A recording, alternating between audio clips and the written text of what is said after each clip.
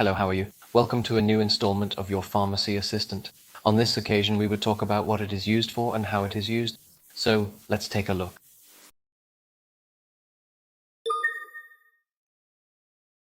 Hey everyone, today we're going to explore a super important medication, Neomycin, Polymyxin B, and Gramicidin ophthalmic solution. This medication is used to fight eye infection. So, what exactly is it used for? Doctors often prescribe it to treat bacterial eye infections, like the annoying pink eye. It can also be super helpful for Blepharitis, which is when your eyelids get inflamed. And how does its magic work? Well, Neomycin and Polymyxin B are antibiotics, meaning they fight bacteria, and Gramicidin joins the team to boost the power of its partners. Together, they form a powerful trio to beat infections. Now let's talk about how to use it. Normally, they'll recommend you apply 1 or 2 drops to the affected eye every 3 to 4 hours. It's super important that you follow your doctor's instructions exactly. Don't stop the treatment early, even if you feel better. Like all medications, it can have some side effects. The most common ones are a little burning, itching, and redness. But